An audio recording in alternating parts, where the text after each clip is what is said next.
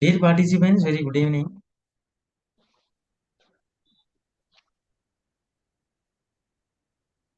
Good evening.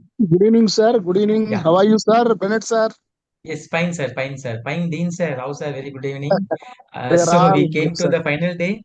We Yeah, came yeah, to yeah. the final day of this So we International are Research we Methodology are Workshop. enjoyed a lot. Yes, sir. Yeah, this is a Thank long you. time. Thank After you a very long much. time, we have started this workshop. Yes, and we are going to successfully complete it. Yes, And sir. today's resource person is Professor Jariwal, sir. And when I was asking him, sir, can you able to come as a resource person? And without any hesitations, he told me that very good. I will be coming, sir. Don't worry, I will be taking the classes on that. And he's an associate professor. He's working as an associate professor in the Department of Economics, Sardar Patel University, Gujarat. Such an eminent personality we have today, and I personally asked him to conduct this event at the last day because he is a legend in this field and he was seriously done a number of publications and he knows the fundamentals of research ethics to the higher level standards. So definitely this event final day will be definitely an eye-opening session for everybody. Requesting you all to pay attention to his class, and once it is completed, I formally welcome Dr. M.S. Rao, sir, the Registrar of the University. He will be giving us vote of thanks, and then we will formally complete this 10 days international methodology workshop. So now, without Yes, taking much time, sir. let me hand over the session to our resource person. Over to you, sir. Yeah, hope I am audible, Dr. Bennett. I have made you as a host, sir. Now you're audible, sir. You're completely audible. Yeah, thank you, thank you. I'm thankful for the opportunity given me for this 10 days International Research Metrology Workshop to be organized by the Integrated Indian Disaster Management Institute, uh, along with the Institute of yours and University of Malaysia and Sri Lanka. I take it privilege to have this, to discuss with respect to the this August gathering about the research ethics in social science. So yeah, it's a largely my task would be this theoretical largely, and then I'll be discussing much more about the uh, open access journal and to publish into the open access journal. So hope I am audible and I am reaching to you very well in a way that the language that the speed that I am speaking you are all able to get it my words. Just one thumbs up or just one confirmation.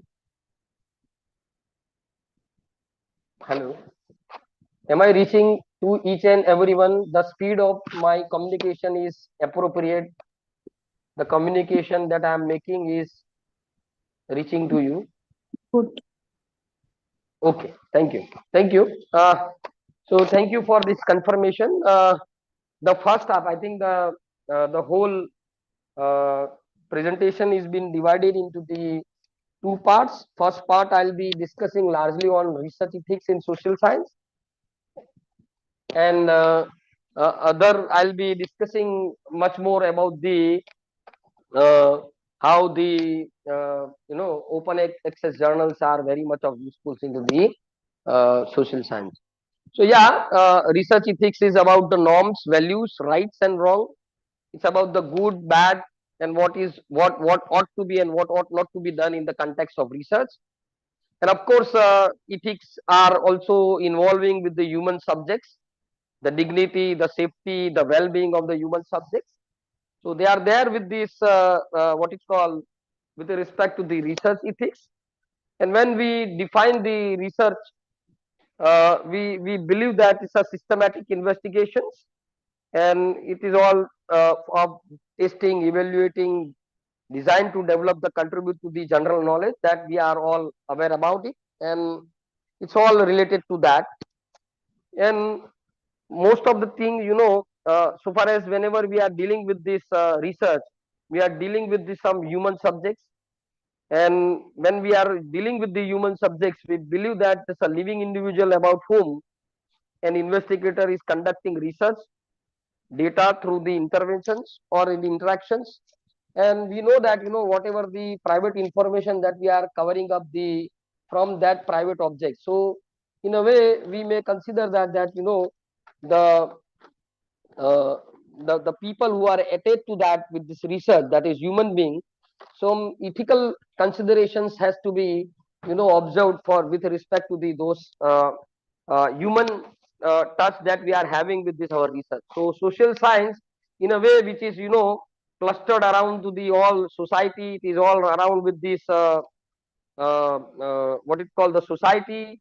And we know that in a society we have a different sort of the people who are working, and they are having their own what it called subjects. So we have to respect those subjects in a way when we are doing research, especially in social science.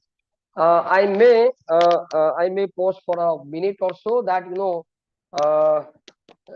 uh, whatever the system that I am having right now, which is asking me to have that my battery is low for this, so I am replacing my. So let me give me a minute or so that I'll be shifting to the another what it called the headphone related to that. Just give me 1 minute. No.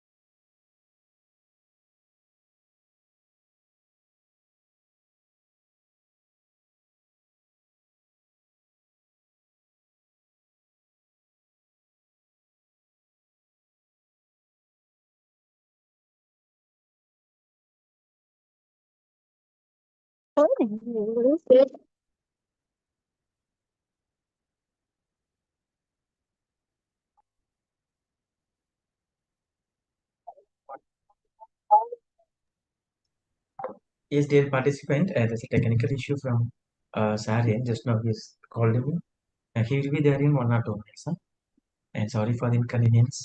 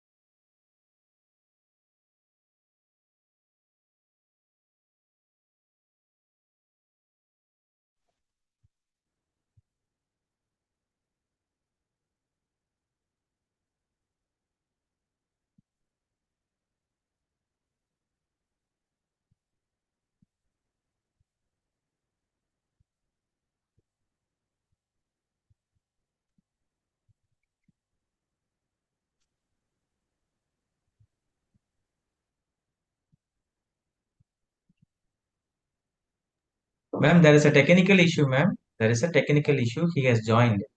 Kindly wait for a while. Purposefully, we are not stopping the class. There's a technical issue from the resource person, and he has also told me the same. He has joined just now. We will start the class.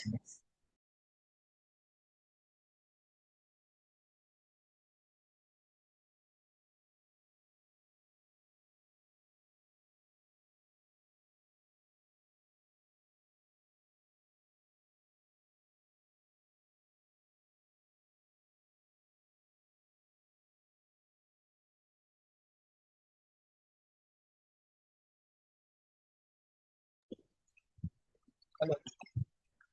Hello. Yes, sir, you're audible. You're audible, sir. Hello. Hello. Yes, sir, you're audible. Hello. Am I audible? Hello. Yes, sir, you're audible. You're audible now.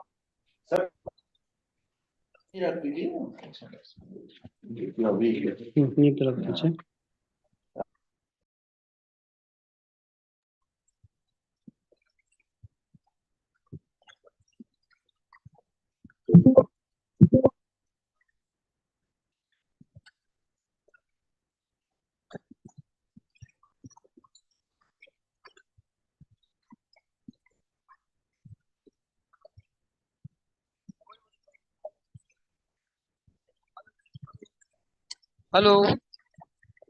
Hello. Am I audible? Hello. Hello. Yes, sir, you're audible. Sir, you're audible. Yeah, please let me know. I'm very sorry. That's uh, okay. I'm audible now. Fine. Thank you. Thank you very much. I'm going to share with you the PPT. Give me a second. No, I'll be sharing it with the all of you.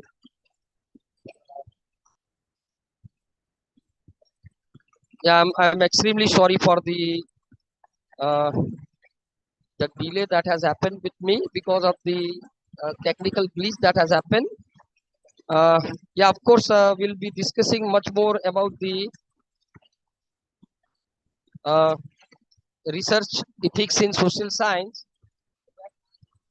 Discussing about that. So whenever hope I am audible and I am reaching to all of please just one confirmation. I am not getting Yes, your yeah. Please. audible. Thank you. Everything is fine. Yeah, thank you. So yeah, we were discussing about that whenever we are working with this some social science subjects, we are also concerning with this some human subjects. So whenever we are dealing with the human subjects, we need to have some sort of the what it called the ethical practices has to be put forward into the research, and whatever the intervention that we are making is up to to be having the some ethical considerations for the social science research. So yeah, research ethics, what we mean by the research ethics. So, research ethics refers to the complex set of the value, generally the standards, institutional schemes, which will constitute and regulate scientific activity. And what is their ultimate goal? Ultimate goal is that wherever we conduct any sort of the research should follow some scientific practices and should not violate the standard procedures over there. So yeah, whenever we are defining with this research ethical, uh, it has to be followed some scientific methods related to that. And there are some other definitions which are also related to the ethical practices. And many times, social science is a complex issue, and in a complex issue, which will have a cultural, legal, economic, and political phenomena which are to be binding with that. So, whenever we are dealing with these ethical issues in the social science, we need to understand that the complexity around which social science research is conducted. So, what we mean by complexity? We mean by complexity, like moral integrity. We need to ensure that the whatever the moral integrity which are there is have to be valid on the various sort of the what we call the considerations being given to us. And whenever we refer to the ethical practices into the social science, we must have to have a clear idea related to the what we mean by research, what we mean by society, what we mean by the ethics. These are the definition that we must have to have a clear idea, clear demarcation related to that. Moreover, we have to respect the individuals. We also have to respect the groups and institutions which are attached with this our research. We have to respect those groups and institutions. We also have to respect the community. We have to commission the research. We have to disseminate the research. Fine. So these are the all generally the respects that we have to observe while we are conducting the social science research per se. Now, when we consider the norms and values of the research, research is obliged to comply with these recognized norms. Okay, and it should be there must be some freedom of research. Both research and research institutes are responsible for preserving the freedom and independence of the research, especially whenever we are working on some controversial sort of the topic or some strategic topic or some commercial considerations are imposed. Okay, so we need to observe all those freedom of research in those cases. No, many time we conduct the research on the some commercial practice, we may conduct the research on some social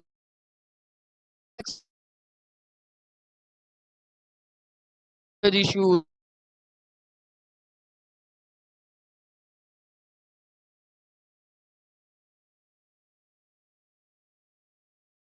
We need to very much of what you call sure about the demarcation related to that. We must observe their morality. We must have to respect those the people who are attached to that. Okay, so yeah, in a way we may consider that these are the prerequisites for the research to be conducted, especially into the social science.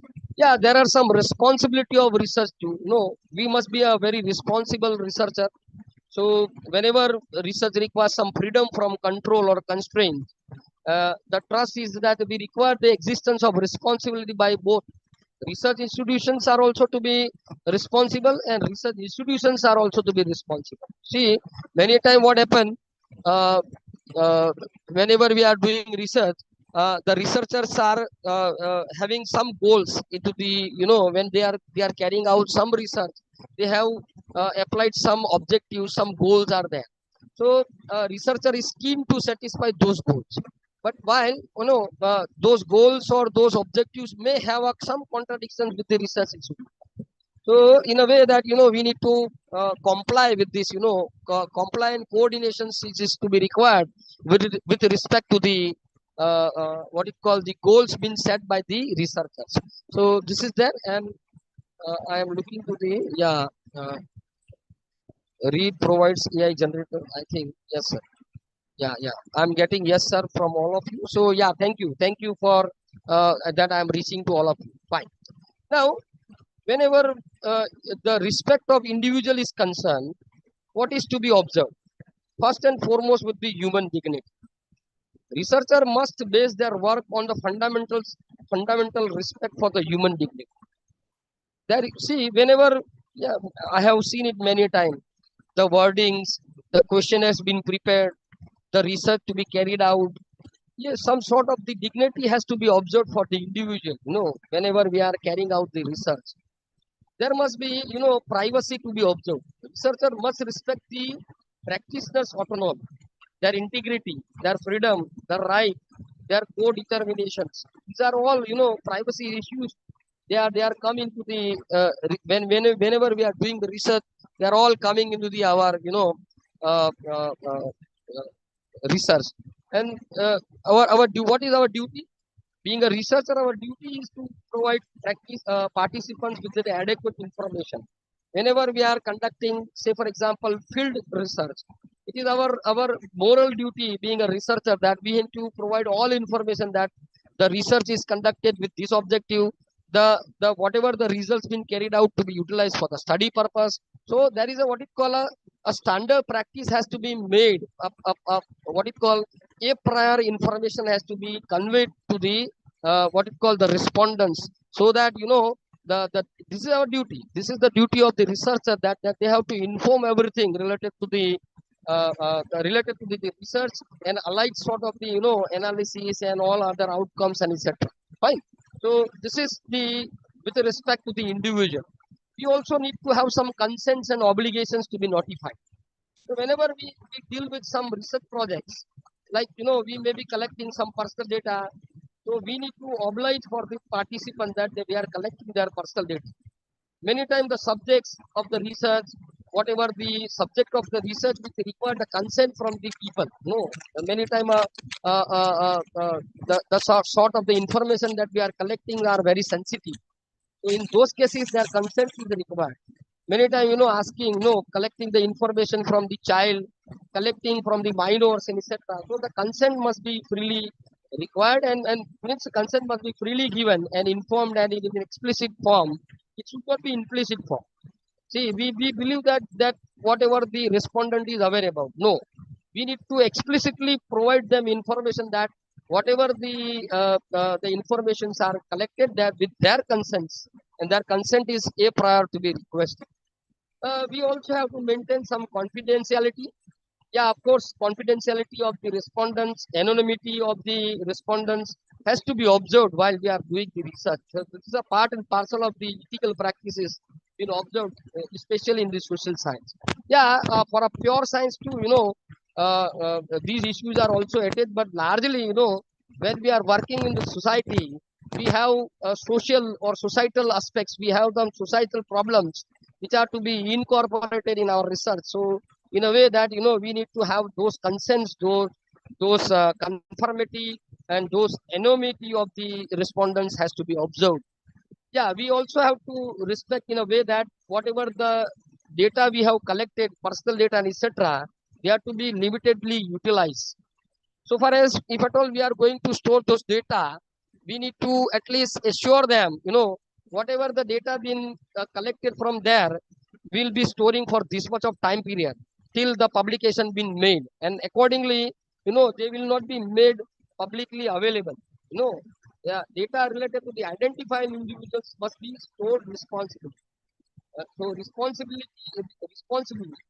Why? Because this is the personal data being collected by the surveyors. So yeah, apart from that, we got harm to the respondents.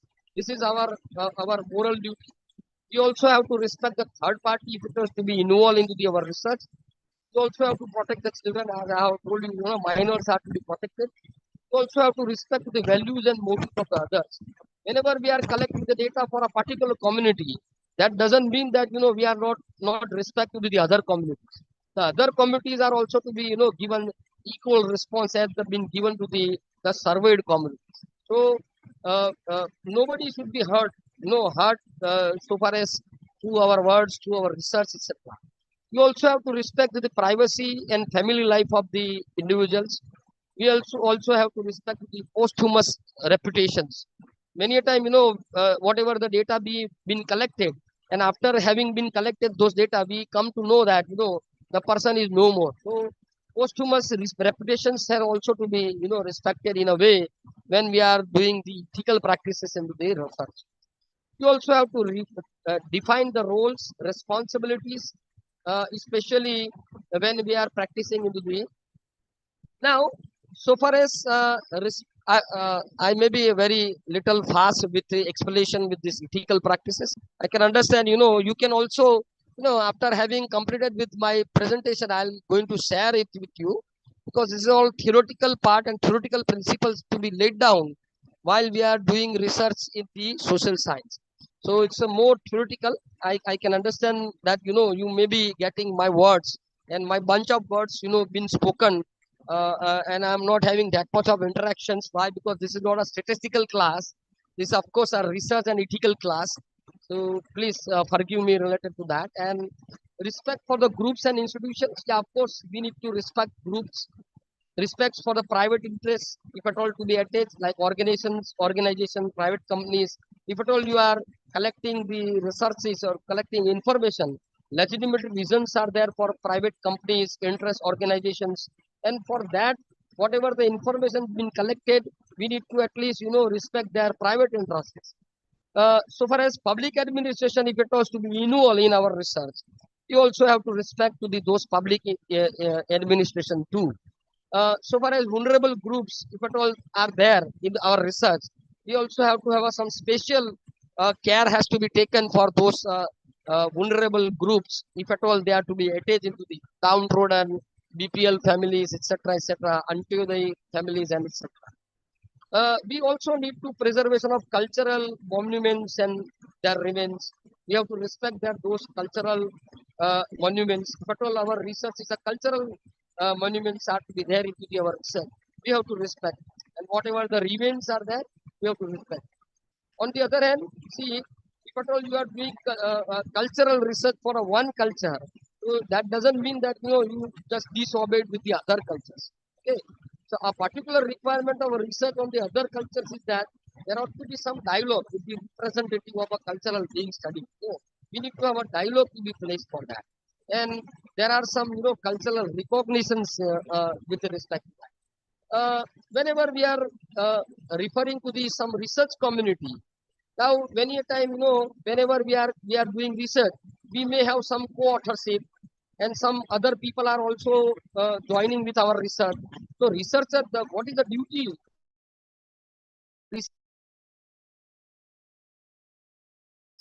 Respect the contribution of the other researchers. We have to observe the recognize standards of the authorships and cooperation. If other people have joined with you, you have to give due recognitions, due credits has to be given to the co-authors. Okay, this is what a sort of the ethical practice to be played into the research, especially in any science, maybe in social science, maybe in pure science, medical science, any science. So far as the good citation practice, this is, in a way that if at all we have to not fall into the plagiarism kind of what it call issues, it is a good practice to cite and cite. So whenever we are getting any sort of the research and we get it from a good source, those sources has to be cited very well. And making a citation is not like that, we have to make the citations in a way that those citations has to be clearly, in a manner. It should be in a form that it is to be cited properly. Okay, so proper citation is also a good practice. Plagiarism, of course, it's unacceptable. If at all we have taken anything from anyone and we do not cite, we do not give enough credit to the work that we have incorporated in our research. Of course, there may an issue of plagiarism. So plagiarism is unacceptable.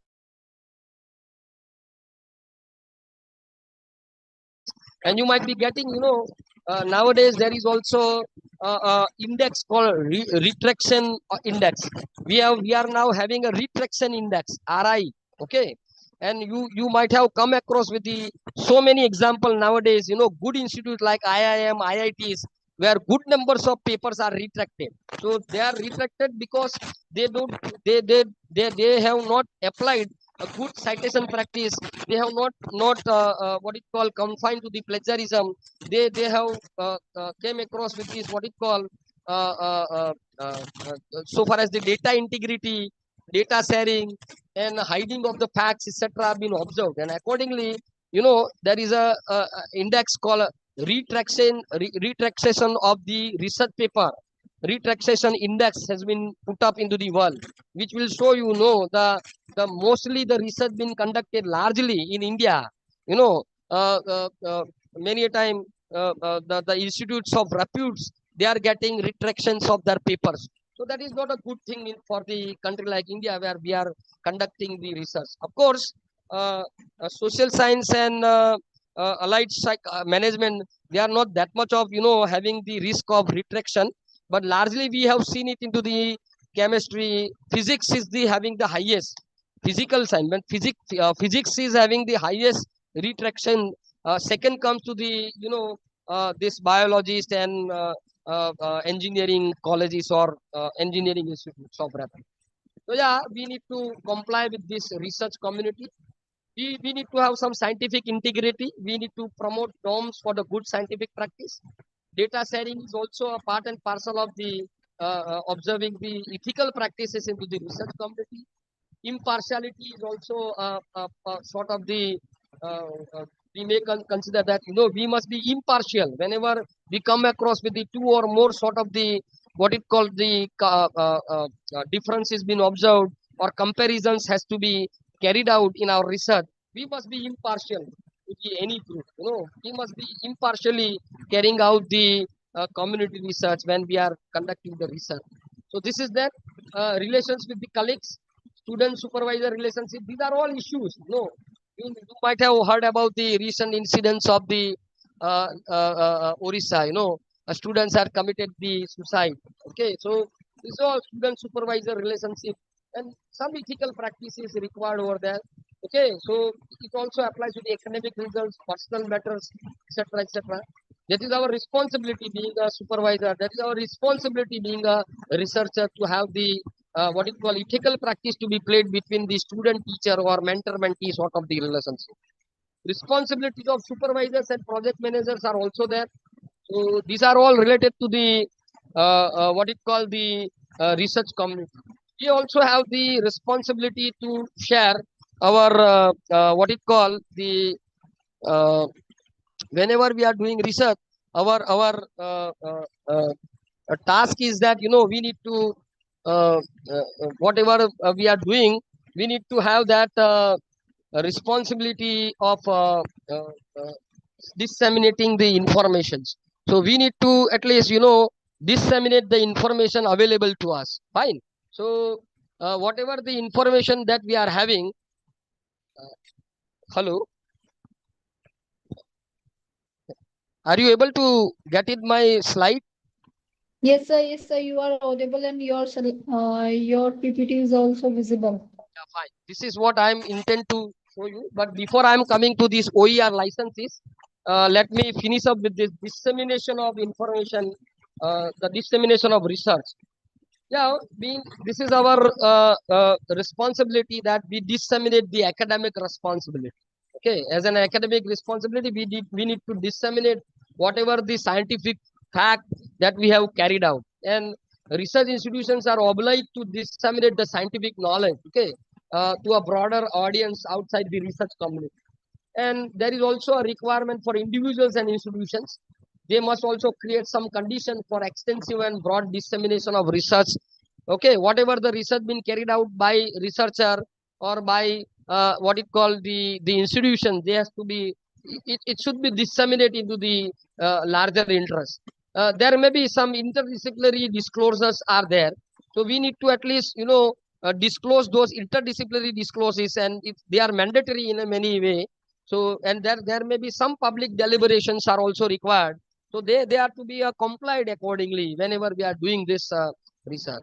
And more apart, uh, researcher practices, this researcher participation into the public debate is also many times demand. So, being a researcher, we have to contribute to the scientific argument. Whenever there is a public debate, we must have to come out with our whatever the novel research output that we have carried out, and we have to what it call join with this public debate related to that. So, researchers should express themselves fairly and clearly in order to avoid some sort of what it call misconception related to the or interpretation related to the research results. Okay, apart from that, there is some accountability in dissemination. Whatever the information that we may disclose, we need to comply with some accountability. And whenever we are reporting the results to the practice participants, we need to at least make sure that whatever the reporting that we are making, they have some special obligations to the report results. Okay, so this is related to that, and I think we need to have a look to these OER licenses available to us. Okay, whenever we are publishing open access, research, whatever the open access resources are there, they are known as an OER licenses. We need to comply with this what it call such sort of the licenses. Okay, and you can have a look to this. This greener, the moment will go from bottom to up. Largely, it becomes to open licenses kind of thing. No, this is the first license. It is known as a Creative Commons CC, and which is having a 0. And this 0 means that the public domain dedications are there, and this considered as a dedication to the public domain, and the creators association or creators associated with this item have waived all the rights to the work worldwide under the copyright law. So this is known as what it called the Creative Commons 0, Creative Commons 0, where no obligations are there for the freely what it called dissemination of information, dissemination of research, utilization of research, modification of research, utilization of data, and what it called revising of whatever the work being carried out. So whenever we are getting this under Creative Commons, this sort of the icon, are you all able to understand what I am explaining? I am just now pause a little bit with my explanation. This is very important. Whatever the theory has been taught, now this is very important part for all of us. So let me know, are you getting my words with you? with respect to this common Creative Commons CC licensing?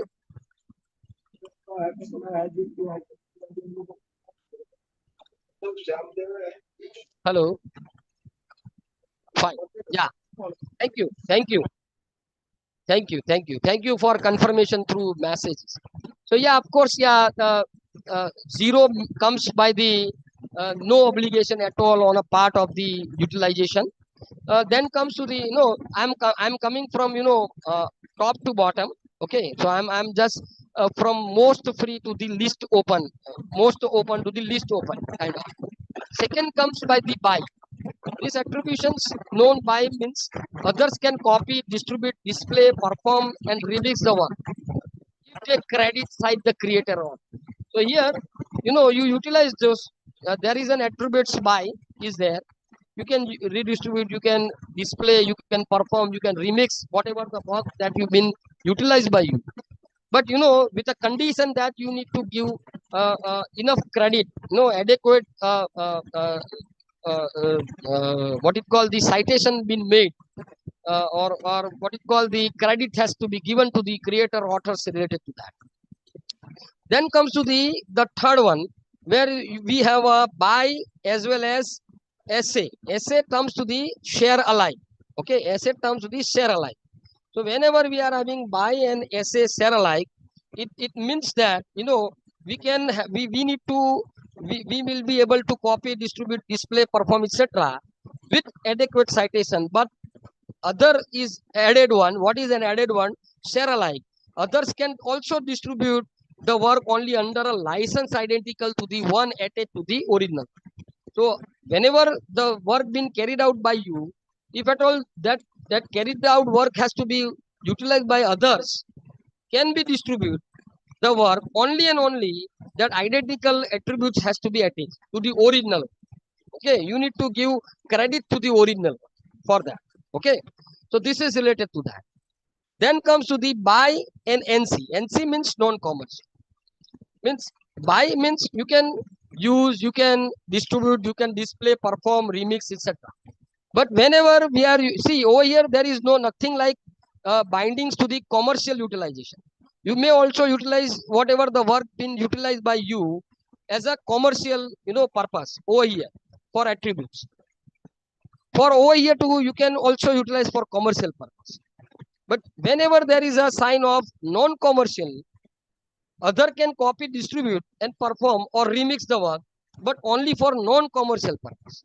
So whenever there is a site over there, that's a sign of this non-commercial, you cannot utilize for commercial purpose. This is a very clear indication for. Then there comes to the derivative works. Okay, buy and derivative.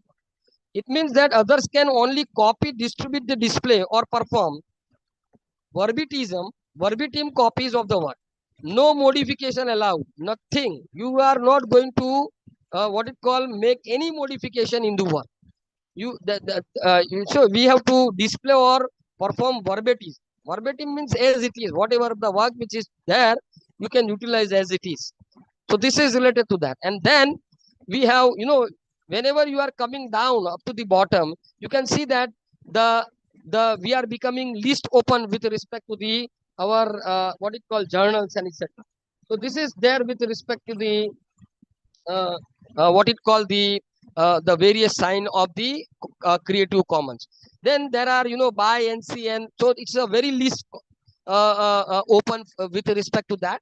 And whenever it is an buy, not commercial, and not derivative works are there, means ND would be there. Of course, it becomes least open for the people who are attached to that. So yeah, this is the thing that we need to understand with respect to the open access research licensing. That whenever we are utilizing those, we need to comply with this all sort of the licensings and their respective the compliances or attributions are there. Whenever we come to the the experimentations and ethical practice into the research, there are very fine examples available, especially Nazi's experiment, Nuremberg trials are there. That is, there is also a Tuskegee syphilis study in medical science. They are very much of important examples into the ethical practices of the research practices. Now, whenever we have to involve with this regulation of research involving in human subjects, there are various what is called the considerations, and those consideration codes have to be observed by the. And I'm not going to discuss about those codes. I'm directly coming to the three ethical principles of we generally have into the clinical research. Okay, whenever a person is doing some clinical research, they have to justify three principles, that they have to respect the person, they have to respect to the beneficiaries and non malfeasance. We also have to observe the justice related to that. So these are the three principles, especially whenever we are doing research with in the what it called the clinical trials are there. Whenever we are having a clinical trials, we need to observe related to that, especially. Okay, so yeah, so 7 requirements for the ethical research. What are those 7 requirements? Societal scientific value must be there. There must be some scientific validity of your research. There must be some fair subject selection related to your. There must be some favorable risk-benefit ratio. There must be respect for the subject. It should be informed consent and independent reviews are there. So these are all 7 general principles which is to be laid down whenever we are doing research into the social science. Fine. I'm not going into detail for that, but I'm coming to the, directly with respect to the, what it call, these are all, there with this justice and what I have just told to you. I'm directly coming to the publication ethics. Publication ethics are very much of important nowadays. So we need to understand those publication ethics whenever we are doing research. We need to understand the publication ethics which are added to that. Now, what is this publication ethics?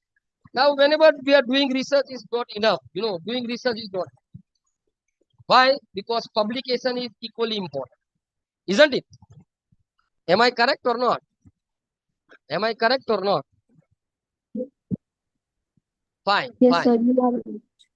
See, doing research is not enough. Publication is equally important. And there comes a question of publication ethics. And we have what is called COPE. COPE means Committee on Publication Ethics. And that you might be aware about that. Nowadays, after like I think last 4 years or so, UGC has made the mandate publication courses and etc. are a part and parcel of research. What it called course. Whenever a person is to be entered into the doctoral thesis, doing a PhD thesis, they have to observe all those ethical courses, research ethical courses whenever they are doing their research. That's a 2 credit course. That's a compliance that they have to make it. So yeah, it is an international forum.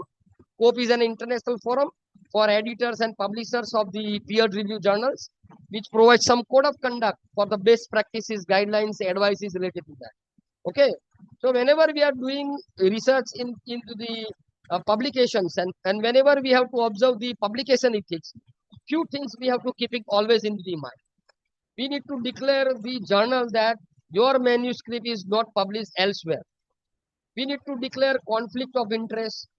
We need to check all co-authors with criteria for authorship, ensure appropriate acknowledgement to be made to the manuscript.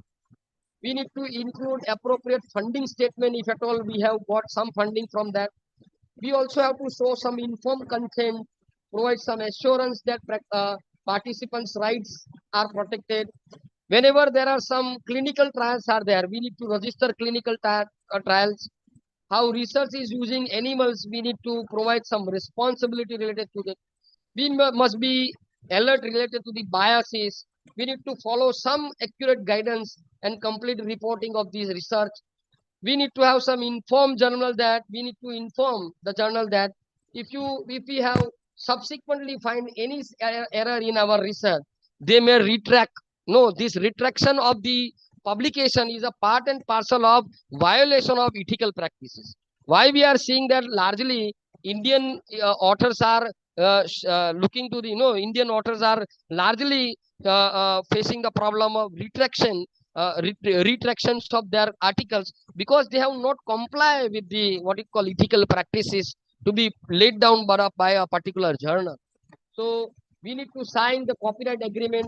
If at all Wiley is there, Springer link or there, or maybe Taylor or Francis or elsewhere, or whomsoever. Uh, uh, Especially whenever we are referring to the Springer journals, they have some all, they have laid down some publication ethical practices like, data fabrications and falsification. We Indians are largely at it with data fabrications and falsification. This is where generally we are caught upon. So that's a means of research that did not actually do the research, but we cook the data, fake data are to be there and to be utilized. Falsifications means of the research did the experiment, and we show that all those research have been carried out on the basis of the what it called the clinical trials or survey data. Actually, surveys are not made. Okay, so yeah, of course, Indians are largely caught for this sort of the retraction. So we need to at least see to that, whenever we are conducting research in a way, we need to comply with especially such sort of the, rules and regulations which are attached to that. Fine. I think I'm making myself clear with respect to this compliance is being made, especially when we are doing what it call publications with some reputed journals called Springer, called Wiley, call what is called maybe any journal which is there in Web of Science or sort of the allied established publishers. Right. So this is there. Right. And there is some issue. I do not want to fall into this discussion. Then there can be the issue of multiple submissions. That is also there. Then there is a redundant publication or salami publication. Okay. Now redundant publication that this means that publishing many very similar manuscripts based on the same experiment. This is known as a salami publication. So this means that we combining our results into on one very robust paper is more likely to be of interest to the selective journal. But what we do, we try to produce large many same style of researches, which is known as a salami publication or redundant publications. So we need to at least refrain ourselves while publishing under the publication ethics. Improper author contribution or attributions. This has also been shown into the many time into the COPE, that is all Committee on Publication Ethics, that they have found. This COPE guidelines are there, and COPE guidelines were developed in 2017. Okay, which was replaced by the Code of Conduct. Actually, previously it was Code of Conduct. Now there is a COPE guideline. Okay, so we have now Committee on what it call publication ethics are there. COPE is there. So they are applicable to the all those who are involved in publishing scholarly literature. They are also, as it is added to the authors, they are also added for the editors, their journals, their publishers, their institutions. They are all have to observe the COPE guidelines. There should be some core practices should be considered along with this. Yeah, of course, we may have some allegations of misconduct, authorships, etc., are to be also observed whenever we are doing some what it called the publishing our paper into the journals. So journals should have a clear described process for handling allegations whenever allegations are made. Okay, pre-publication, post-publication policies, misconduct, and that the journals has to provide a clear what it called the information related to that. Authorship related clarification has also to be placed by the journals. These are all related to the core practices of the journal. Compliance and appeals are also attached with these journals. And if at all any sort of the ethical, ethical oversights are there, intellectual properties are rights are violated, they are also to be a part and parcel of the ethical practices. Okay, and then there are peer review process, there are journal managements. These are the issues which are related to that. I'm just keeping up with this. Whenever you are submitting your research paper to the journal or a publishing house, they have these all such sort of the practices to be laid down by them in a way that they provide you the all idea related to that.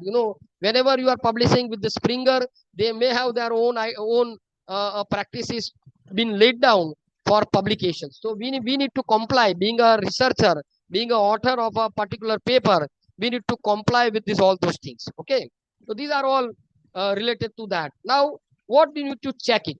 Now, you need to, before we are going with this, we need to check some guidelines related to that. I think this is there.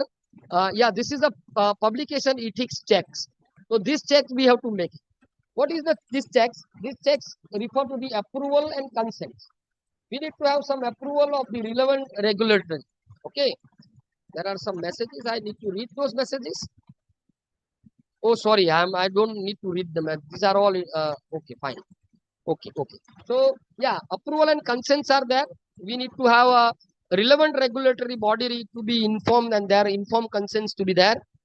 Now, what is we mean by informed consent? Informed consent means that practitioners should understand that number one, they are taking part in the research, and number two, what the research requires of them, what we require from them. So this is required. This is known as an informed consent. Then there are some data accuracy and falsification that we need to understand, and there are some fabrications of data. We need to check in whenever we are publishing with this any of the what it called publications house. So this is the what would be the next list? Can anyone tell me what will be the next? Should we have to check plagiarism? Only plagiarism? Hello, anyone? What could be the next? Anyone can share or can message me.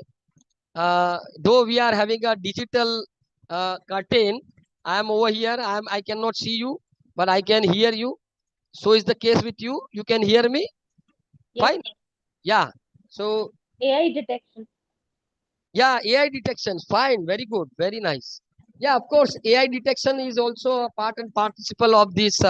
But before that, we need to check if the plagiarism. Okay. Whatever the plagiarism practice has been laid down by the. So we need to check it. Not only plagiarism, we also have to check it the self plagiarism. Okay, and we need to understand a self plagiarism. What is it? In a way that a writer republishes a work, whatever the previously work been carried out by them. Dr. MS Rao, I think MS Rao is there. Should Yes, sir. I have to stop your mic? No, sir. No, please. Thank you, sir. Please carry on, sir. Please carry Yeah, on. please, thank you.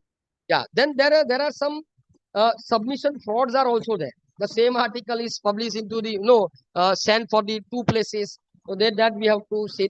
That there is also a case of salami or slicing. I have just told you related to that. No, it is all plausible, or a slices has been Carlson's considered for that. Okay, it is known as a salami slicing refer to the you splitted your research into the 2 or more than 2. And then there are some ethics of authorship. Whatever the authors or corresponding authors which are there, you need to give that due consideration, due authorship has to be given to them. Okay, yeah. Whenever we are working with this, we need to check it. The 3 G's. 3 G's are there, and what are those 3 G's? I'll let you know. These 3 G's are there. First and foremost, G is the ghost authorship. Now, ghost authorships are those authors, those who contribute significantly in the development of paper, but are not given authorship or acknowledged in the publication. They are known as a ghost authorship. Then comes to the guest authorship. Now, guest authorship is usually provided to the individual whose presence as a co-author considerably improves the chances of acceptance. You make it him a co-author. Nothing been contributed by that particular co-author. He is a guest author. Why? Why I have added him? I have added him because I want to increase the chances of my acceptance of manuscript. Oh, this is also there into the. I have seen it, and there are enough examples available for us. And then there is a gift authorship. Now, gift author is the totally opposite situation. We gift authorship refer to the inclusion of a list of co-authors simply due to the affiliation. They are affiliated to the institution where research was conducted. We need to give them gift authorship. So this is also what it call a part and participle of the, and we need to at least understand for that. And then there comes to the conflict of interest. Yeah, of course, conflict of interests are also competing the interests. We need to understand the direct conflict, indirect conflicts, if at all attached with that. We need to understand that. Okay, and whenever there are conflict of interest, we need to include following sort of this. We need to what it call whenever we are working with this, we need to at least acknowledge this ethical practice related. First and foremost would be the financial, which include the funding, payments, goods, services being received or expected. Okay, so that we have to give that whatever the outcome that we are having, we need to inform them. We need to give due credit related to that. Affiliation is the another conflict of interest. Being employed by or on the advisory board or a member of an organization with an interest into the outcome of the work, this becomes the conflict of interest. You should not be an employed. You should not be on an advisory board of a particular journal. If at all you are there and you are publishing in the same journal, there is a conflict of interest. You need to understand this. Fine. If at all you are a member of organization and that organization is publishing the article, journal, we must be very much of what it call aware about that of conflict. And then there are some intellectual property rights are there. There conflicts are there. Personal, like friend, family, relationship, other close personal connections. There can be some ideological. There can be some academic interest, conflict of interest would be there. Like competitors or someone whose work is you critique someone's work. Okay, so where conflict of interest is considered over there. So yeah, in a way that I am ending up with this ethical practice into the what you call whenever I am referring to this, I am now just ending with this sort of my explanation with respect to the ethical practice in social sciences. Okay, so these are there. I think I'm not going to very much of detail with respect to that, but the sources that I have utilized for the preparation of this PPT are like cited like this. If at all I won't show you, it would be my unethical practice. So I am showing these all references which utilized by me for preparation of this. So this is just explanation with respect to the ethical practices of what it call whenever we are doing research, we need to comply with this in social science, the ethical practices that we have to make it. Now, very much of what it called the explanation being made, I am just sharing with you. I hope I have shared with you and you are all able to look at to the my next. Okay, I am to share. Are you able to look at to this? Oh, I am still to share with this. Okay, I am sharing. Are you all able to? Are you all able to listen to me? Yes, sir. Yes, sir. Bennett sir will share all the topics, sir, at the Fine. end of the sessions. Fine. Sir promised us. He No, sent no. all the lectures with Is slide self- by slide. Yeah, Thank you. is self-plagiarism is good? No. Garima, Rathi, please be understand that, whenever we are doing self-plagiarism is not a good practice. See, there is a number of, many a time, how many time your own work has been, cited, which has also been considered. Okay, so whenever we are doing research, I hope that Garima, your question been answered appropriately. Am I? Yes, sir. Yes, sir. Yeah, thank you. Let me know. No. So Thank now, you, sir. very quickly, we are moving ahead with this other explanation with respect to the open access to the scholarly and communications and open licensing that open licensing I have just explained to you. So I will not much more indulging with this open licensing as if onwards, but I'll be discussing largely on open access. Okay, how we carry out the open research. So we'll be working on that open access research as well. Fine. So give me a 1 minute or so, at least for making this all putting all these things into the appropriate manner. Let me give you 1 minute related to that. Okay, I'm just coming to, yeah, fine. So, yeah, whenever we are publishing, there is a sort of the availability of the research is known as an open access sort of the publication.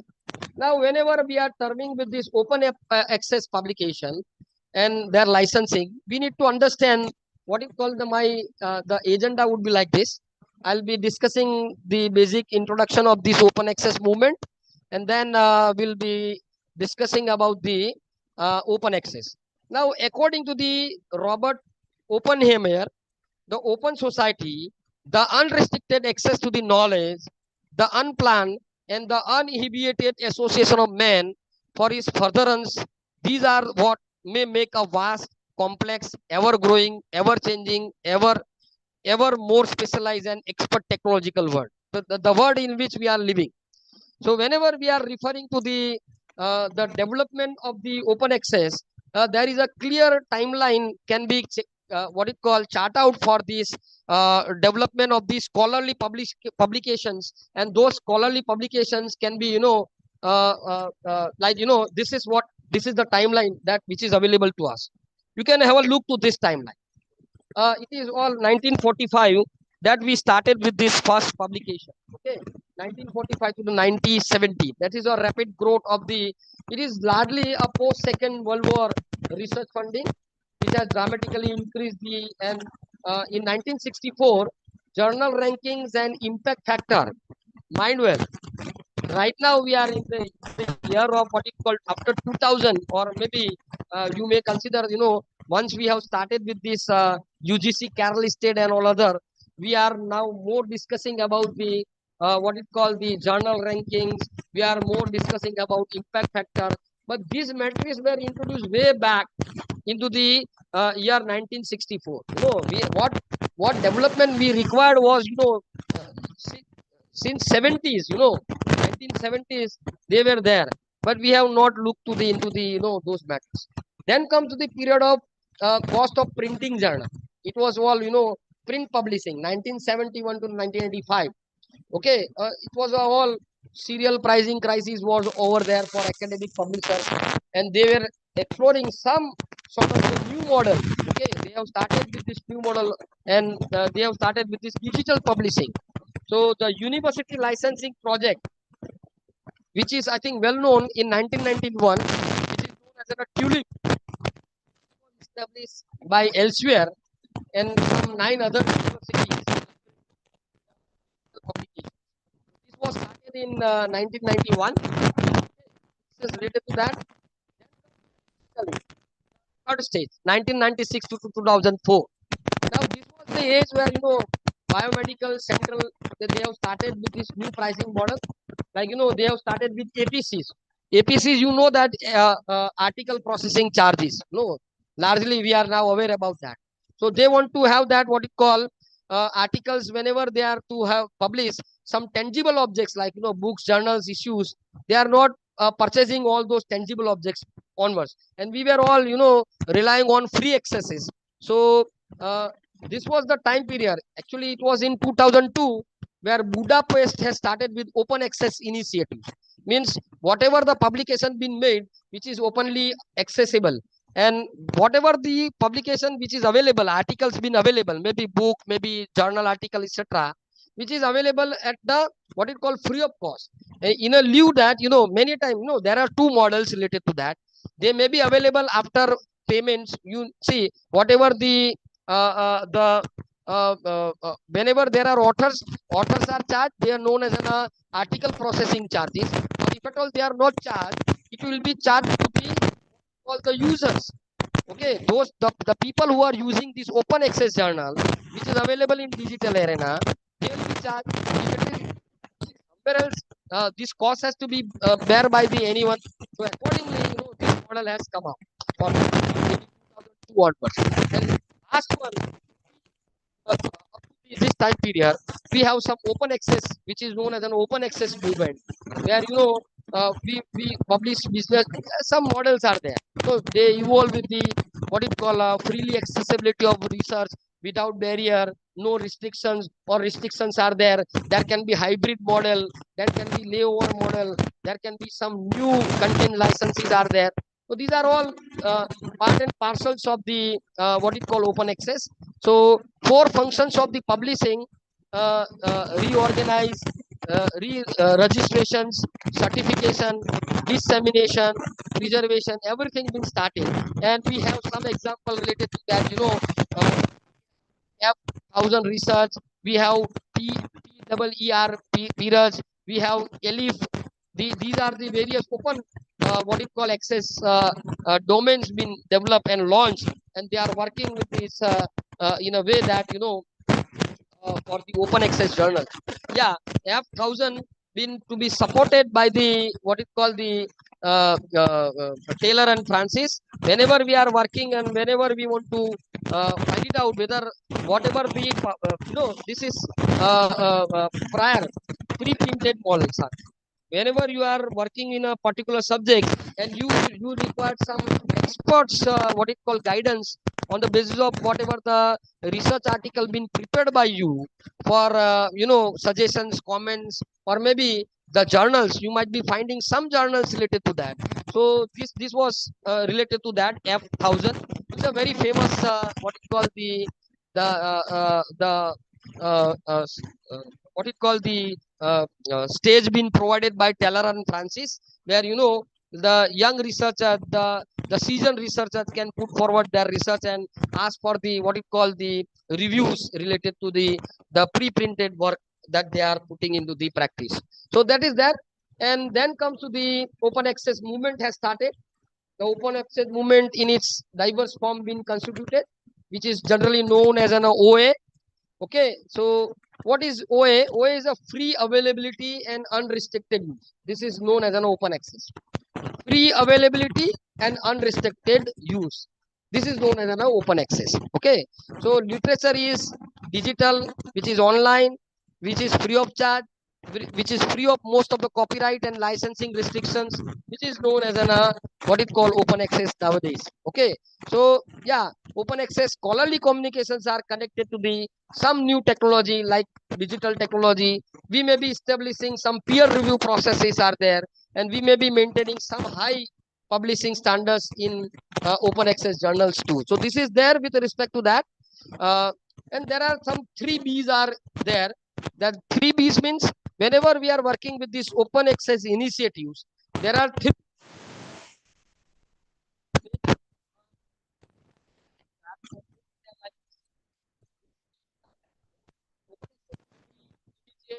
Research articles we use.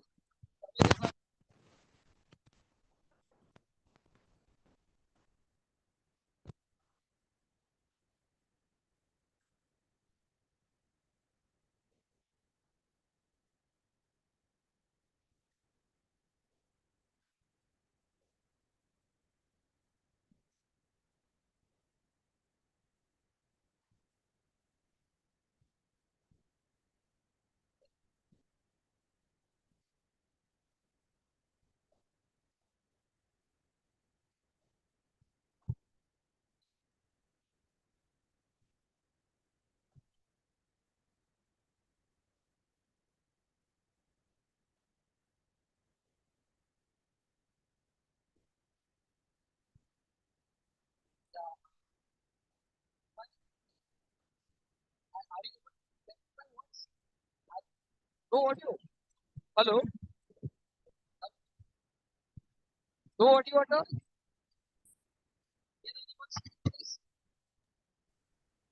Hello. You are Hello. audible, sir. Your voice is little Sir, low, sir. sir, You are audible, sir, audible. audible, sir. You're audible. You can talk, Yes, sir. sir. Yeah. So have a look to this. Have a look to this. What's going on. This is the reason that we need to have what we call a real research has to come up. The whole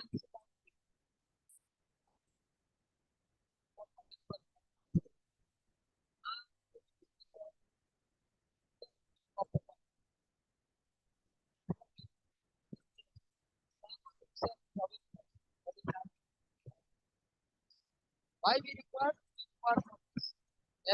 open access publishing is the digital. Okay, Sir, your voice is not clear. here. Am I clear now? There may There is a break. It is not audible properly, sir. be a break in there. Yes, sir.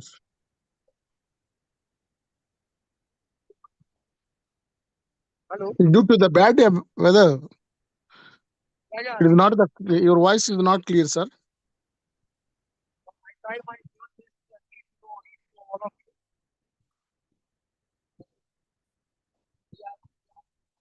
Restricted by the weather situation. We don't have weather and we don't have connectivity properly. We won't be able to communicate with each other. Fine. Okay, but I'll try my best to communicate. But I have prepared for all of you. So yeah, of course, whenever we are doing open access publishing, which is the digital device. Okay, there is a digital device to observe. Okay, so this technology rescue us. This technology will provide what you call whatever the the haves and have-nots problem for the digital. Freedom with the yeah. Of course, there may be some whenever we are doing some what you call open access publishing. There are some open access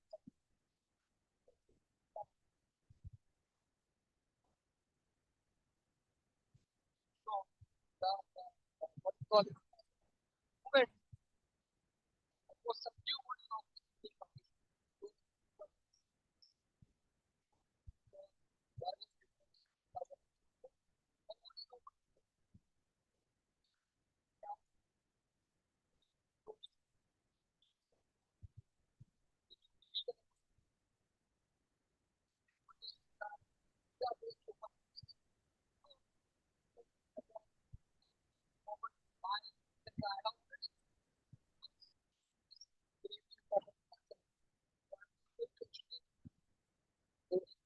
Called whenever we are publishing open access publishing,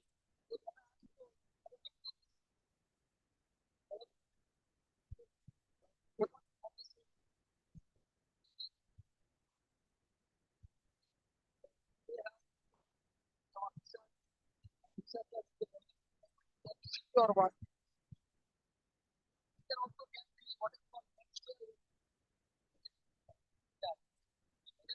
government. There is a lot of payment made by the government. Code. So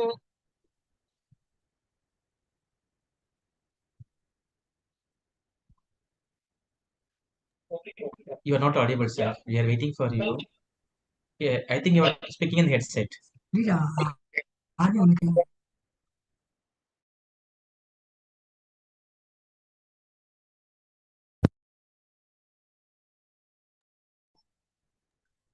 Sir, I think there is an issue with your headphones, sir. I think so.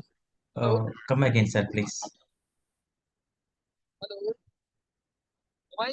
Am I able to? Hello. Hello. Hello. Hello. Sir, your voice level is too low. Sir, actually, earlier you was completely audible, and now no, your voice is too low, and after some time your voice is completely not audible.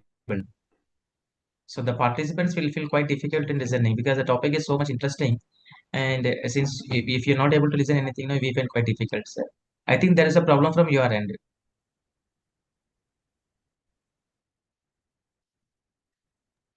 Exactly, sir.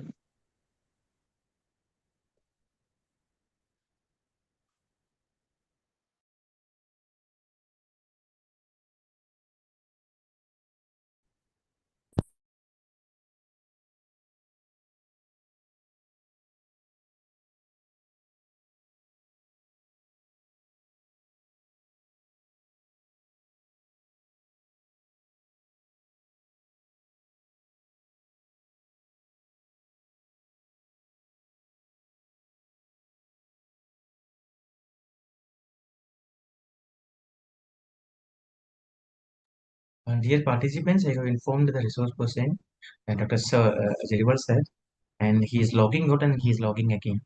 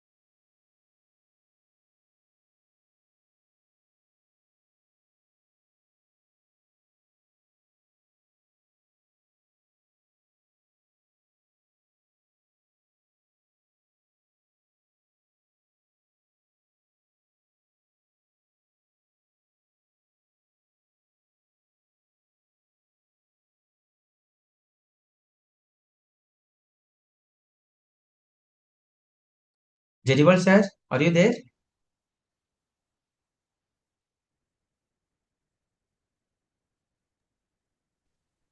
Sir, your voice is audible, sir. Yes, sir. There's a problem from his end, sir. We are waiting for his arrival.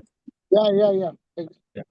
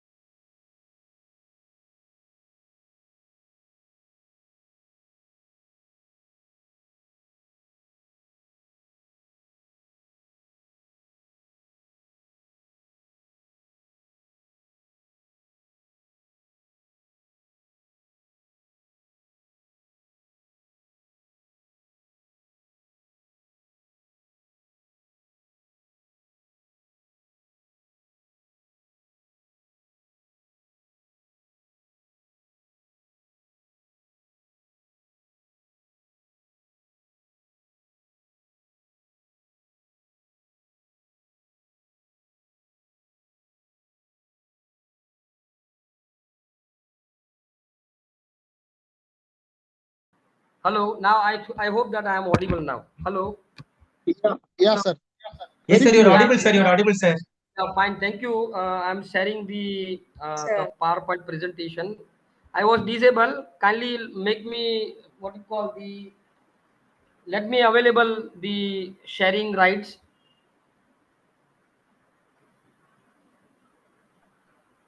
Yes, sir. Yeah. Now you can share the screen. Yeah. Thank you. I hope I'm audible and I'm listening to all of you now.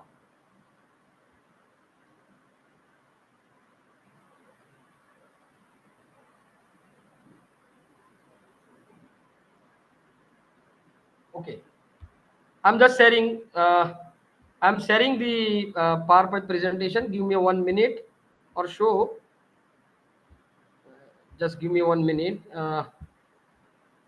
Yeah, it's there. Okay. Okay.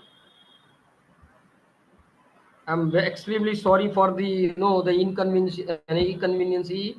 caused to all of you. Please bear with me. It is My not your intention. problem, sir.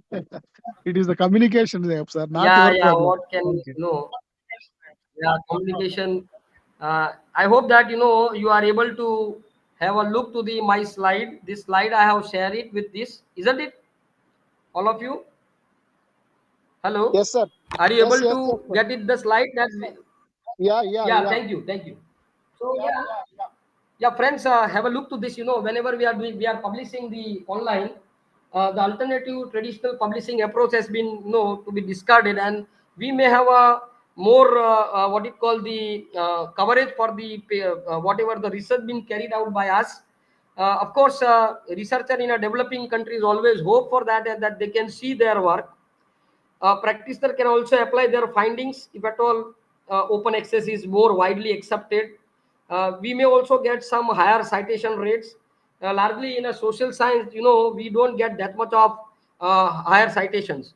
I hope I am very much of clearly audible to all of you, and you are able to listen to me appropriately. No hiccup, no glitches are there.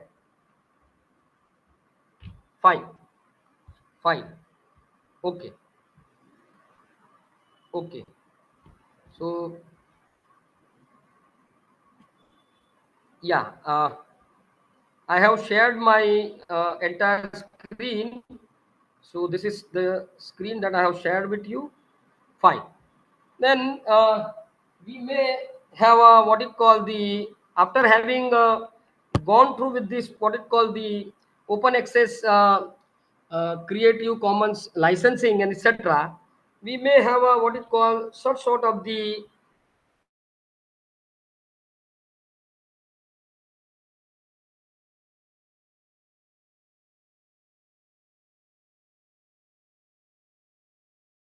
these are the roots of the open access publishing.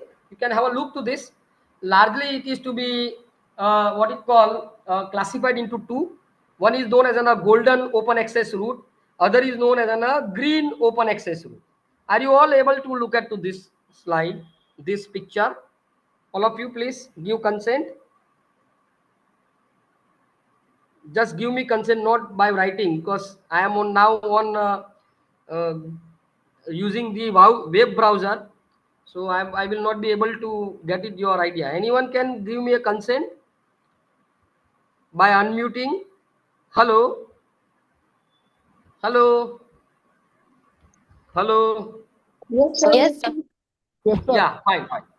So this is where being a researcher, I am here, and I want to publish. Okay, so whenever I am to publish, there are what it called Sherpa, Romeo, sort of what it called a new publication. Open access publication been started with the using of this website sherpa.ac.uk/Romeo. This is what I'll discuss with you. What is this? Okay, so this is there. Now we have a two choice.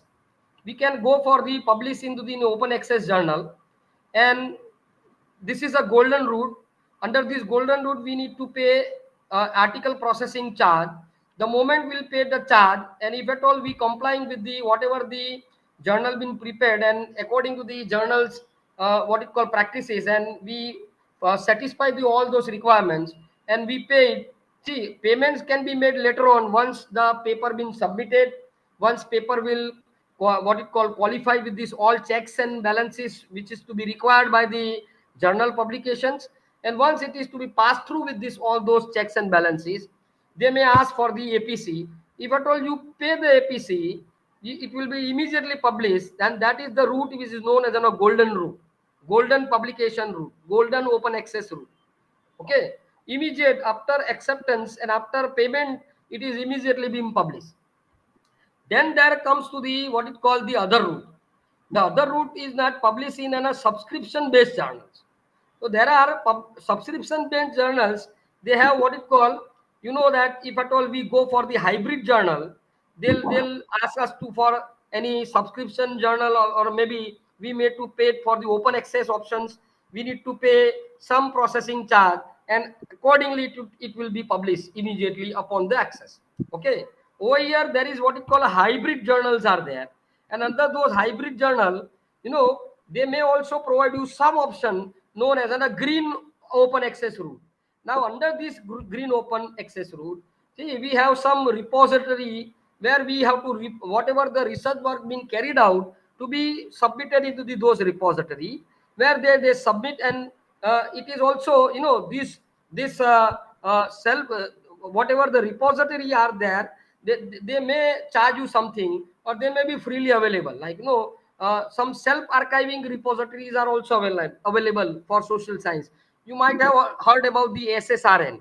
So SSRN is a self archiving repository where whatever the, you know, publication been made over here, you can directly submit to the SSRN, and you can publish it openly. Fine. So it can be immediately or it can be delayed access depending on the policies of the publishers. So this is largely two routes available to for the open access journal. If at all you pay for the whatever the prices, APC charges, article processing charges, your paper will be published after being, you know, accepted by the journal.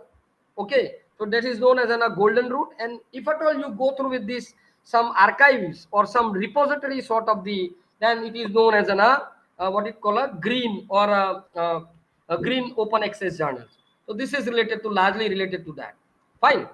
And yeah, of course, there are some articles related to that. I'm not going to discuss related to that, but you can see that, you know, there is an impact of the open information dissemination. Okay, there is a guarantee of social, economic, and political justice whenever article is to be to all of them. Of course, it will come to the this many stages. Now let us look at to this. You know, there are many ways, as I have told you. You know, libraries, institution can support open access, ranging from some simply providing information to the enacting open access policies, like is established by the some institute repositories. You know, we can they can be preparing guides to open access. There can be encouraging dialogues about the open access. You know, these institutions can do it. They may run some blogs, newsletters related to the open access. They may hold some weeks, okay, open access week, where events can be promoted or awareness can be made with respect to the open access. There can be you know, assistance can be given for based upon the journals to be open access journals. Okay, we can also establishing the repository. Institute can also establish some repository, and we can also publish those into the those repository. And of course there are some licensing and etc which are added to that, and we have to abide what this all what it called the licensing practices been made. So I am not going to discuss about this all, you know, but this is very important for us, not this one. I think I have discussed with this all licensing, but this is uh, important for us. Yeah, this is very, what is open licensing? A legal document that give permission beyond copyright. That 5 Rs are there. Retain the right to make, own, control copies of the content. Reuse, the right to use content in a wide range, maybe in class, study, group, website. Redistribute, the right to share copies of the original content, your revisions, your remix. Okay, these are to be added to that. Then there can be revise. Okay, the right to adapt, adjust, modify, or they alter the content itself. We can translate it, okay, into the other language. So this is the right. And there is also a remix, the right to combine the original or the revised content with the other open content and create something new, that we incorporate something and we bring out something related to that. Okay, and then there are some research contents available to us, and I think we have already discussed with this all licensing. You know that licensing, we have already discussed the various licensing related to that. I think we have WTFFL licensings are also the works usable by the anyone without. And there are some, I'm not going to discuss with this. Why? Because I want to show you, yeah, this is Creative Commons. we have already done with this Creative Commons too. So I'm not going to discuss about it. But yeah, final verdict. I would like to show you. This is what. This is an important. What it called the JPG slide, which is available to us, where the public domain, by attribution, attribution by share alike, by this is available, and what you can do it, which is check and balances are given, what you cannot do it, what you can do it with this, what it called various licenses being applied with this. So this is related to that. And very quickly I want to just show you with respect to the other slide with I'm going to open up with this other slide, been prepared for the just the sake for the Sherpa and all. We were discussing about the Sherpa and etc. So this is the slide which is related to the Sherpa and Romeo that I would like to show you with respect to that. There is are you all able to get it, my slide, this slide, open access to the scholarly communication and licensing? Are you all able to just give a quick consent, please? Yes.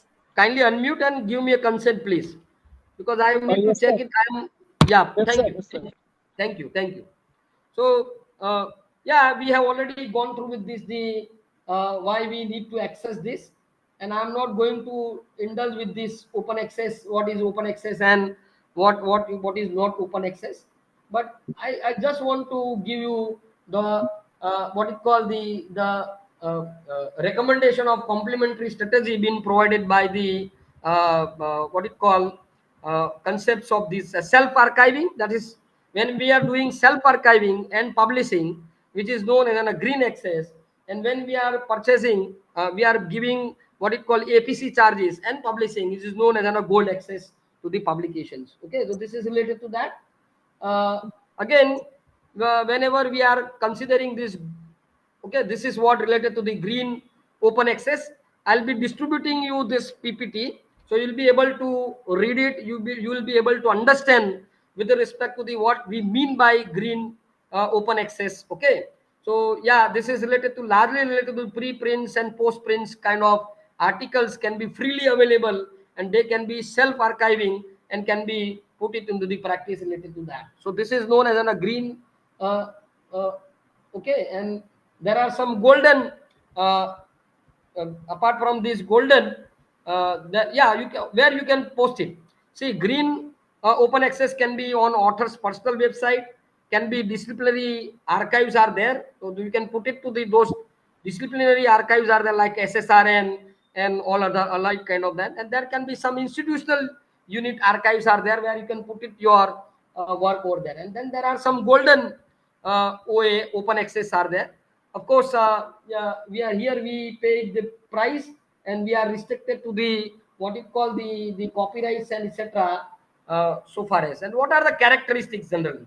So these characteristics are freely availability, free of copyright and licensing restrictions, material are available online and internet, full text material is available, and all allied sort of the advantages which are attached with this what it call this open access tools are there.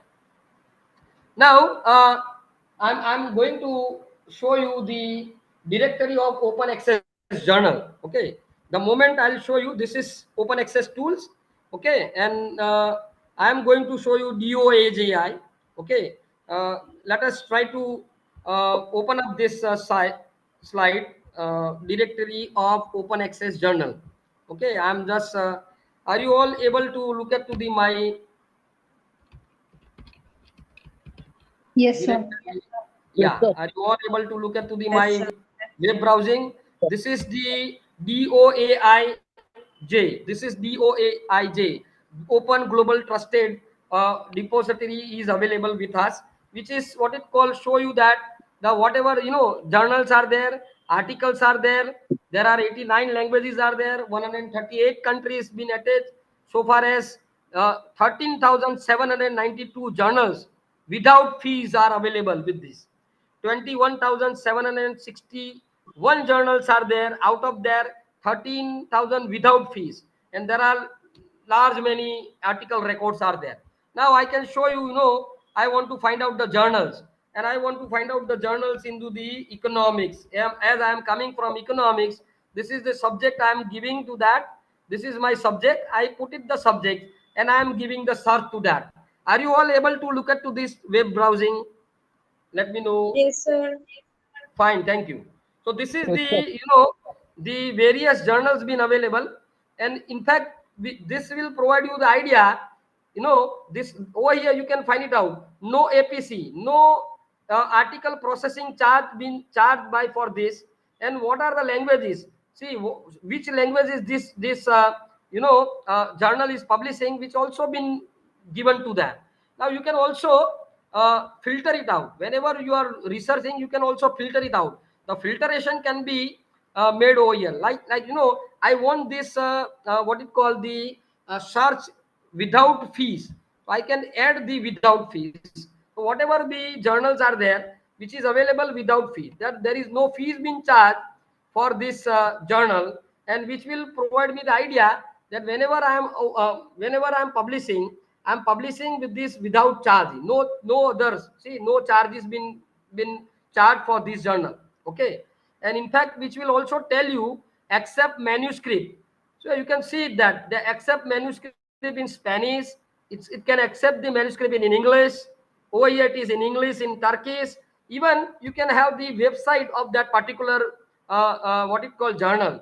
You can click it and you can open up with this what it called this journal website. Yeah, of course it will tell you then no, whenever it is to be open up for the other countries, it will always ask that this is not the site where you can open up, but I am just clicking it with this. I am opening up with this. Yeah, some problem with that website. I may go with the other website. Okay, now you can see this website. Fine, where you can also change it the language. You can change it from Turkish to English, where in English which will provide us the idea that this is the International Journal of Economics, Business and Politics. And you can also have a look to that, where this journal is indexed, etc. After having proper checks with this, it is indexed into the various journals called, yeah, it is in EBSCO. EBSCO is EBSCO is a very good what it called the journal citations, and there is also Semantic Scholar is also there.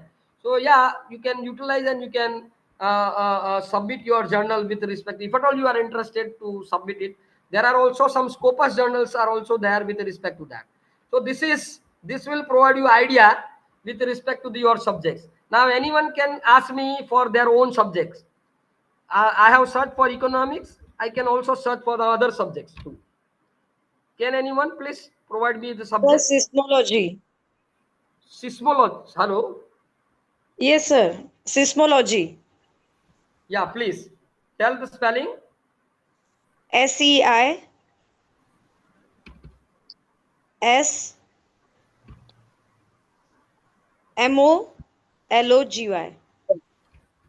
Okay.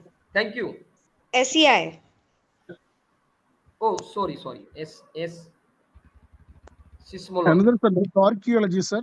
Archaeology.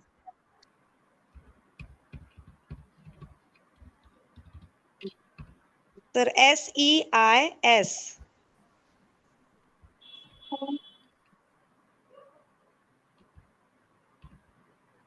Fine. Is it? Yes, sir. Yes. So it will provide you the idea. Oh, seismology. We have found no results related to it. Sir, what So about I'm very sorry for the that. archaeology? Earthquake. Archaeology. Yes, sir. Earthquake. Yeah, archaeology. I can go for the archaeology. Yes, sir. Let us try to find it out. Yeah, I may find some results related to that. Oh, so maybe some scientific journals may not be there, probably, or maybe something wrong would be there.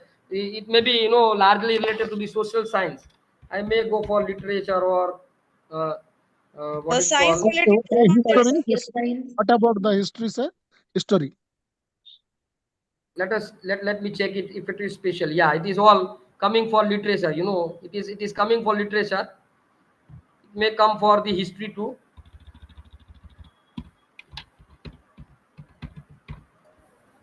So yeah, Sir, of course, there may be limitation related to that. Yeah, but you know, you may, yeah, PubMed. I think you may go with this. Those who are in purely in science, they may go for the PubMed, PUBMED, PubMed. Okay, so which is there, P and yeah, PubMed is available with us. Okay, okay. sir, now education. coming, yeah, education will also be there probably, as I think, as I have told you, most of the social science journals would be accommodate accordingly, so it would be there. Fine. So this is what I have done with respect to the coverage. Yeah, of course you can have a coverage for this DOAG, where you can find out the this coverage, scientific and scholarly periodical published. And what is this coverage? Coverage is a government, commercial, non-profits, and etc. And we need to at least check it for the those coverage, if at all not for the medical. I think a pure medical terminology may not be available, but I think some medical journals would be there probably. So yeah, success is freely available, free users, and you can have that, no embargo related to that. So this is related to that. Yeah, of course. Then there comes to the Sherpa.ac.uk. Now this Sherpa has now changed into the jig. Okay, I'm just opening up with this site. Yeah, I'm opening up with this site. You can have a look to this. You know, this Sherpa has now changed. It has become the JISC, JIC. Okay, the Sherpa is now no longer available, but the whole policy related to the what it called the Sherpa and Romeo, that is, it means it will provide you the, this is the open policy finder. There are particular, you know, you can type the particular journal, particular publishers, and what their policies are there. Can, are they publishing golden? Are they allowing you to publish green, etc.? Can be, you know, clarified on the basis of that. See, I have prepared for the Sherpa, and you can transform this Sherpa Romeo. You can find out like this. You know, search open policy finder, Sherpa Juliet, which will also search the policy finder. Means a particular policy of a particular journal can be found out. We can also find out some compliances. Some open policy finders are also there for books and journals can be carried out. So this is largely utilizing open access journals, and which is, I think, rightly been also available with this presentation too. Okay. Uh, there is some brief history related to the Sherpa. I'm not going to discuss about that. But what is Romeo? What is Juliet? What is Open Door? What is Sherpa Search? Now they are changed, but they are publishers' copyright and archiving policies. They are research funders' archives. Their mandate, their guidelines. They are all worldwide directory of open access repository. There can be simple full text search for the UK repository, Sherpa. Now Sherpa is now transformed into the country wise too. It is also now change. You can also change the country, okay, and accordingly you can also find it out the what it called the transactions related to your own country. Okay, this is related to the UK only. You can change the country too. No, you can change the country and you can find it out the agreement related to the particular country, what agreements been made by that. So this is with respect to the what it called the Sherpa and that Sherpa services, uh, and that what, you know, whenever we are working, we can find it out the policy related to the, whether they are following the green policy, they are following the blue policy, yellow, white. Okay, so this is related to that. If it is a green policy would be there, they can archive preprint and postprint publishers version. Blue policy can archive postprint or publishers version PDF. Yellow would be can archive preprint or pre-referencing. White can be archiving not formally supported. Okay, so this is related to that, and accordingly we can find it out the various policies related to that. So this is with respect to the Sherpa Romeo, and I hope that I am able. This is all, you know, very age-old data. It is a very old data. Right now, still this site is in under construction. So you may check it out that, you know, statistics is not available. It will be available in a soon. Okay, in a time to come, it will be available. Whatever be the statistical. But this is a very old resources. So yeah, these are the various sources, and this is what JISC SC been new replacement of the Sherpa. So in a way, I am now able to sum up with the some of the idea related to the open access and how we can make open access with our articles to that. Now I am ready for any sort of your questions, queries, etc. are there. I am there for your questions and answer. Uh, so yeah, I am here. All of you. Am I audible? And am I reaching to all of Yes. you? Yes, sir. Yes, sir. Yes, Yes, sir. sir.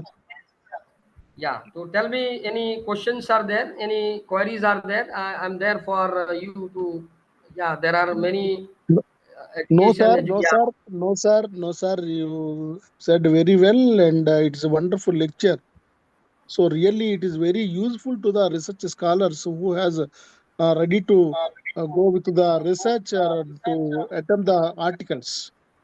So it is very useful lecture, sir. Basically, the research scholars should know about the how to write the article and what is the plagiarism and what is the importance of the research and what are the main open these journals. You told me said very well, sir. I felt very happy. Yeah, thank you very much, sir. This is what my interest is there with the explanation. I am sorry for the those glitches, technical glitches that been happen. Otherwise, I could have, you know, go into the explanation more. I would not be that much of, you know, speed explanation would not be there with respect to the my explanation. Yes, Yeah, sir. Yes, sir. yeah. So I sum up with this. Any Sir, anything? sorry, sir. I have a question. Yeah, please, Saru So, Singh, please, please. yes, sir. I need to ask you regarding. First of all, I want to thank you for sharing such an important information with us. But I have a question regarding the open access journal. I need to know if PhD scholars can also publish in open access journals, including Yes. in those that are without, they are not charging anything, but can the PhD Yes, researchers yes, also publish there? yes, yes, Does it absolutely. Yes, does absolutely. it affect Absolutely, you their will be able quality to. of the research? Will it be questioned? No, no. See, whenever we are publishing while your research is underway, like, you know, we are doing your PhD, a cautious approach has to be made, you know, not in a line, no, not exact related to the your PhD topics to be published.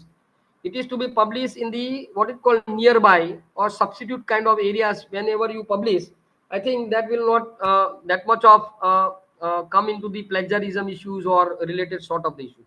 Many time it is, you know, compulsory for the many time. I don't know. Right now, UGC has not given any mandatory what it called the compliance is for the publications of your research paper.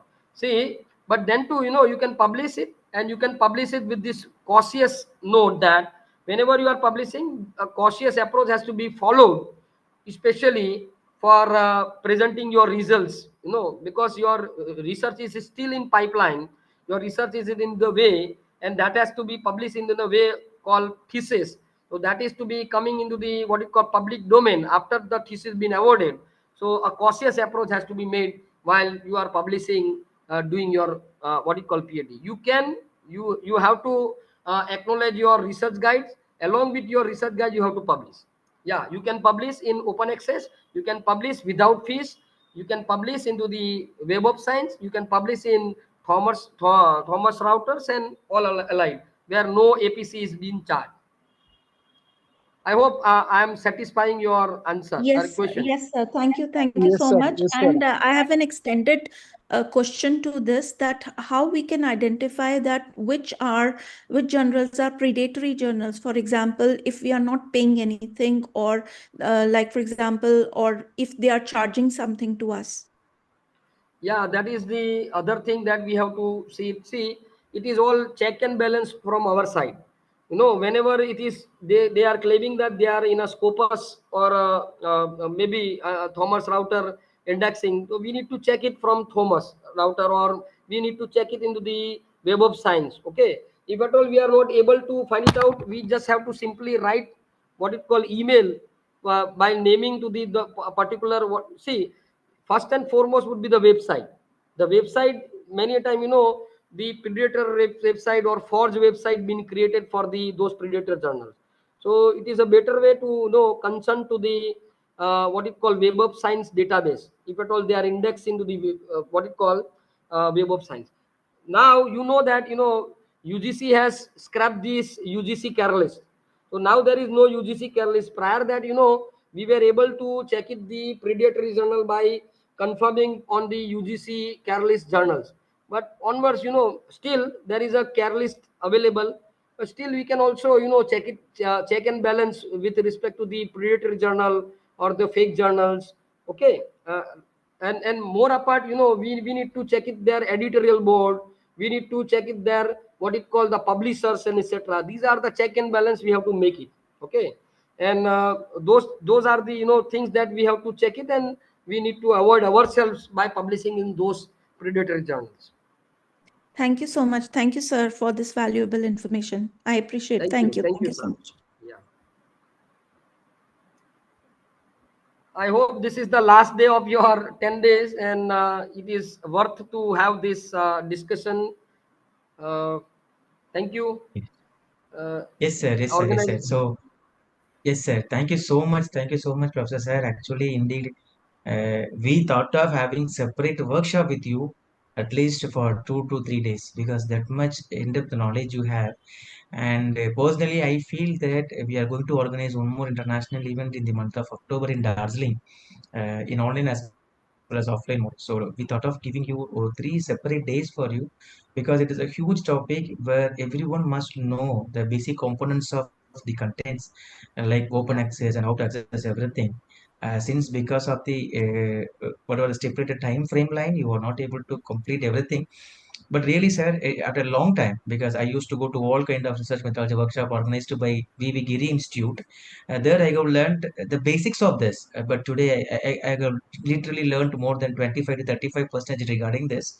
Hope all the participants also really enjoyed, sir. Actually, last but not least, but definitely this day we never forget you. And really, the way of presentation skill, you touched everyone's heart, sir. Personally, from the as a department of from our Department of Sociology as a secretariat of this international event.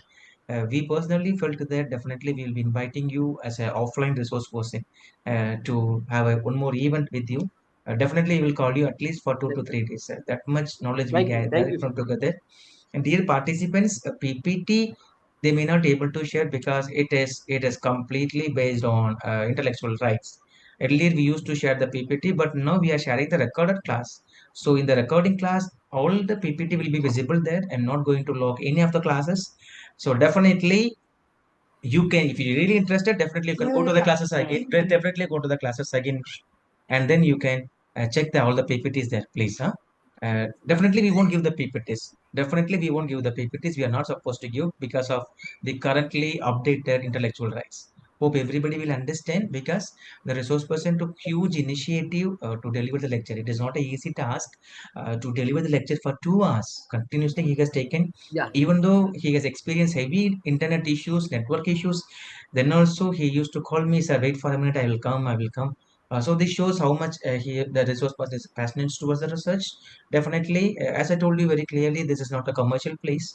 Definitely, I never ever log any of the classes, starting from SPSS to the last class what we have taken for today. You can make use of that regarding your certificates. We will be sending you the feedback form. After completing the feedback form, after verifying the details with the technical team, this is a separate team for the certificate. They will be sending you everything accordingly to your postal address. Kindly ensure that you have added all your details there. Definitely, it will be reaching you on time. Meanwhile, kindly be in the group till you have received your certificates. And our upcoming event is we are going to Andaman for the international conference for 3 days, and in the month of October We are going to have 15 days international research methodology workshops in Darjeeling in online mode as well as offline mode, hybrid mode. This 30 hours class, it's on quantitative analysis. So we'll be having the in-depth knowledge about the quantitative research. In the month of December, we are going to Sri Lanka as a student and faculty exchange program. So 100 people from India are going to Sri Lanka for a research methodology course, which was beautifully designed by Sri Lankan as well as Indonesian and Switzerland Union, to give a great brief orientation on research, from starting from research to publication, starting from the scratch to the top level. So till December, we are completely preoccupied with lot of events. Meanwhile, it is our duty and sole responsibility to be with you in all aspects. If you feel any difficulties in any aspect, you are most welcome to contact us, and I will be mailing you all the classes. Previously, I go mailed you 6 recordings, and today I will be mailing you remaining 4 recordings. Apart from this, if you want the phone number of all the resource persons, definitely I will be sharing with you all the contact number of resource person. You can make use of them. You can make use of them if you want to organize any kind of event. Definitely, these people will do justice. Sir, And once Benny again, sir. yeah, Hello. yes, Benny sir. sir, can I leave now from the class? Or should I Yes, have to be there in the class? This is Vijay Jariwala. yes, sir. Should I have to leave? Yes, sir. Yes, sir. Sir. We are leaving, sir. We are leaving. We are completing. Okay. Oh, sorry. Oh, sorry. I'm there. Fine. Yeah, I'm yeah, yeah. there. Yeah. Formally, Dean will be giving the vote of thanks. Then we will leave, sir. Fine. Thank you. Yeah, Sir. yeah, yeah. So thank you so much for all the participants for your kind cooperation. Everything will be done accordingly. So stay tuned. We will be having a great time. And once again, I used to say, whenever you used to take the class, the life is not about earning, it is about learning. Let us learn first in a proper way. Definitely, that learning will take you to earning, which you will surviving and sustaining is very essential in the society. Definitely, I won't give the any kind of surety that your subject will give you a great kind of advanced level of settlement. No, but research can definitely take you to the another level. Through research, even though I am from the sociology domain, I won't say that through sociology I have learned everything. No, literally no. Through all kind of research, I have applied all kind of research in the path of the sociological domain, and now we being in this field for 7.5 years, and now we are blessed with all the blessings because of having more research knowledge. That is the only thing. We used to organize n number of workshops instead of organizing what was that conferences as well as seminars. But anyway, due to collaboration with various universities and various institutions and various countries in the abroad, we want to organize now and then some kind of institution. What was that? Some kind of conference also. Apart from that, if you feel any kind of difficulties, definitely we are there to assist you, and we have to assist you since you have paid the registration fee for us. Definitely, we will be justifying for that. And whenever you used to take, God will make a way where there seems to be no way. Definitely, I hope that everybody will come to the mainstream. Definitely, everybody will be doing justice for the research. Definitely, everybody will be in a superstitious position through the knowledge which we are acquiring through the process of research. Thank you so much. One word in Tamil, in Naatukum, Yes, in sir. Makkalukum, in Vandanam, Endru Muriyathu. And thank you so much. Yes, Let me invite Dr. M.S. Rao, a registrar of the university. He will be giving the vote of thanks, and then we can formally leave this meeting. Over to you, sir. yes, sir. Hello, sir. Hello, sir. Hello, sir. Actually, I'm not the registrar, sir. I'm the dean of School of History, Culture and Archaeology, Potti Sriramulu Telugu University. Yes, sir. Sorry. Sir, it's a miscommunication. Sorry, sir. Sorry, sir. Yes, Dean, sir. You can give the formal we vote have of thanks, then we can leave, sir. Okay, sir. Actually, we have 3 campuses in Andhra Pradesh. One is the Kuchipudi Dance, and another one is the Literature, and the third one is the School of History, Culture and Archaeology. I'm the Dean of Archaeology and History, and principal of this Kuchipudi Dance also. Basically, first of all, I would like to say thanks on behalf of all the participants, the organizers of the 10 days international workshop, and especially the Bennett Raja Dorai sir has given a wonderful opportunity to do this international workshop. Actually, I have no use on the base of this API score. Already I reached the scale, and I am ready to take the proper step. But whereas This is very useful to the research scholars. As a scholarly, I have learned so many things from the stat, English language, economics, all the social sciences, SPSS. All these are all disturbance. So really, sir, you have organized a wonderful this 10 days workshop. So felt very happy.